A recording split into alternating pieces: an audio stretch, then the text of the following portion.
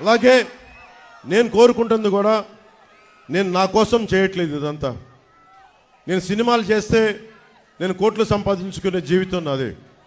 ఈ రోజున ప్రతి అడ్డమైన వ్యక్తి నన్ను తిడతా ఉంటే నేను భరిస్తూ ఉన్నాను. నేను మీ భవిష్యత్తు కోసం, మీ బిడ్డల భవిష్యత్తు కోసం 2047 ప్రధానమంత్రి గారు ఒకటే కోరుకున్నారు.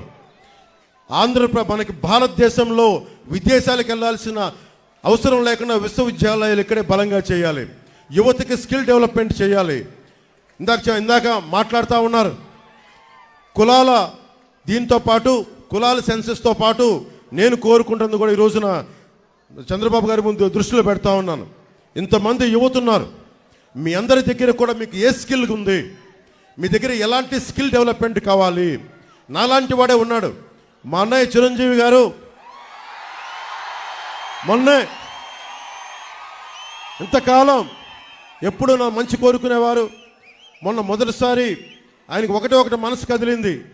కౌలు రైతులకి అండగా నిలబడినందుకు, అన్ని వేల మంది కౌలు రైతులకి మేము అండగా నిలబడిన కదిలి నిజంగా జనసేన చాలా మంచి పని చేస్తుంది. ఎలాంటి కూటమి మీకు బాగుండాలని కోరుకుంటూ నాకు ఒక 5 కోట్ల రూపాయలు జనసేన పార్టీకి విరాళంగా ఇచ్చారు. ఏ సందర్భంలో చెప్తున్నానంటే స్కిల్ డెవలప్మెంట్ ఉద్దేశించి చెప్తా ఉన్నా. మీలో నాకు తెలియదు, మీలాగే నాకు ఏం కోరికలు లేవు, ఏం అవ్వాలో నాకు తెలియదు. కానీ మనకంటే పరిణితి చెందిన వ్యక్తి, అనుభవం ఉన్న వ్యక్తి, ఒక బలమైన ఒక స్టార్డమ్ ఉన్న వ్యక్తి నా అన్నయ్య అవ్వటం వల్ల నాకు ఆయన ఏం చేశారంటే, నువ్వు ఏదైనా పని చేయి నువ్వు.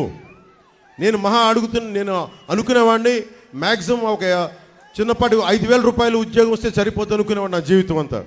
ఆయన కూర్చొని నన్ను మార్షల్ ఆర్ట్స్లో జాయిన్ చేశారు.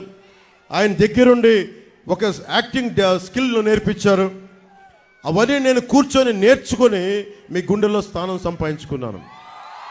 ఆ స్థానం సంపాదించుకోవడమే కాకుండా నేను పాలిటిక్స్లో వచ్చి ఓట్లు విడిపోకుండా, ఓట్లు చీలిపోకుండా మీ భవిష్యత్తు కోసం కష్టపడుతున్నానంటే ఒక్క స్కిల్, ఒక్క యాక్టింగ్ స్కిల్ ఒక్కటి నేర్పిస్తే అది నా ఒక్కడికి ఉపయోగపడాల. కొన్ని వేలాది మంది కౌలు రైతులకి 3-4 సినిమాలు చేసి దాంట్లోంచి వచ్చిన డబ్బుని కౌలు రైతులకి అండగా నిలబడ్డాం. అంటే చిరంజీవి గారు అనే వ్యక్తి వాళ్ళ తమ్ముడికి ఒక చిన్నపాటి స్కిల్ నేర్పిస్తే అది ఎక్కడి దాకా తీసుకొచ్చిందో చూడండి. కొన్ని కోట్ల మంది ముందు నిలబెట్టే స్థితికి తీసుకొచ్చింది. ఈరోజున చంద్రబాబు గారిని కూడా ఒకటే కోరుకుంటున్నాం. మీరు ఒక పెద్దన్నలాగా, మేమందరం కలిసి, మోడీ గారు ఒక పెద్దన్నలాగా అందరం కలిసి ఇక్కడున్న యువత కోసం, ఆడబిడ్డల కోసం, యువకుల కోసం మీ దగ్గర ఏ స్కిల్ ఉంది, మీకు ఏం నేర్చుకోవాలని ఉంది, భవిష్యత్తులో వయోజన విద్యలో ఒక సపరేట్ స్కిల్స్ ఏమైనా కావాలా, ఇవన్నీ ఒక సెన్సెస్ లాగా తీసుకొని స్కిల్ డెవలప్మెంట్ సెంటర్స్ కనుక ఇక్కడ పెట్టగలిగితే మీకు బోల్డంత ఆదాయం వస్తుంది. మనకు బైబిల్లో ఒక సూక్తి చెప్తారు, చేపని ఇవ్వడం కాదు, చేపని పట్టి ఇవ్వడం నేర్పించుకోమని. మేము కోరుకుంటుంది సంక్షేమ పథకాలు ఏది ఆపం. నిన్న సభలో కూడా చెప్పారు చంద్రబాబు గారు, సంక్షేమ పథకాలు ఏది ఆపం. 10 రూపాయలు ఎక్కువ ఇస్తామే తప్ప 10 రూపాయలు తగ్గించే పని మేము చెయ్యం. ఇది మీరు మనస్ఫూర్తిగా నమ్మండి. ఎందుకంటే సొంత డబ్బుల్ని కౌలు రైతులకు ఇచ్చిన వాళ్ళం. అలాంటిది 4 దశాబ్దాల సుదీర్ఘంగా ఈ రోజున ఆయన అనుభవం, సంక్షేమం ఎంత బలంగా పనిచేస్తారో మీ అందరికీ తెలుసు. ఒక ఉద్దానం సమస్య మీదే ఆయన దృష్టికి తీసుకెళ్తే 48 గంటల లోపలే ఉన్నతాధికారులందరినీ పిలిచి దానికి ఒక పరిష్కార మార్గం కనుక్కున్నారు. ఈ రోజున కూడా అదే పరిష్కార మార్గం వాళ్ళు పెంచుకుంటూ వెళ్తూ ఉన్నారు. అందుకని నేను కోరుకుంటుంది, నేను ఎక్కువ మాటలు చెప్పను మీకు. దశాబ్ద కాలం నుంచి మీ భవిష్యత్తు కోసం పనిచేస్తూనే ఉన్నాను. దశాబ్ద కాలం 2 చోట్ల ఓడిపోయినా కానీ మీ ముందు నిలబడే ఉన్నాను. ఒక్కసారి అడుగుతున్నాను, ఇంటికి వెళ్ళి అందరూ ఆలోచించుకొని కూటమికి ఎందుకు ఓటు వేయాలంటే, ఒక దౌర్భాగ్య ప్రభుత్వాన్ని చూశారు, దోపిడీ ప్రభుత్వాన్ని చూశారు, కోనసీమ లాంటి పచ్చడి సీమలో కులాల మధ్య కలహాలు పెట్టే ప్రభుత్వాన్ని చూశారు, సొంత మంత్రి ఇంటిని తగలబెట్టించుకునే ప్రభుత్వాన్ని చూశారు. అలా కాకుండా లా అండ్ ఆర్డర్ కోనసీమలో చాలా బలంగా ఉండే బాధ్యత కూటమి ప్రభుత్వం తీసుకుంటుంది. ఎవ్వరు తప్పులు చేసినా ఎవరిని శిక్షలకి అతిథులు కాదు ఎవరు కూడా. అలాంటి భవిష్యత్తులో అలాంటి లా అండ్ ఆర్డర్, బలమైన లా అండ్ ఆర్డర్ ఉండేలాగా ముఖ్యంగా అన్ని వర్గాలకి న్యాయం జరిగేలాంటి ప్రభుత్వాన్ని తీసుకొస్తామని మీ అందరికీ తెలియజేసుకుంటూ నాకు ఈ అవకాశాన్ని ఇచ్చిన నా కోనసీమ ఆడపడుచులకి అన్నదమ్ములకి ప్రతి ఒక్కరికి ధన్యవాదాలు తెలుపుకుంటూ గాజు గ్లాస్ గుర్తు మీద గిడ్డి సత్యనారాయణ గారు పోటీ చేస్తూ ఉన్నారు. పోలీస్ డిపార్ట్మెంట్లో పనిచేసిన వ్యక్తి.